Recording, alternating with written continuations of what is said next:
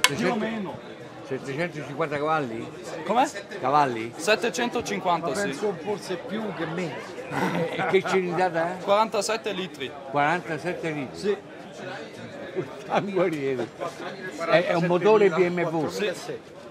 Ma la macchina che cos'è? BMW, no? No, no, il telaio è di una American La France. Ah, Americana Francia. Sì, il motore è di una.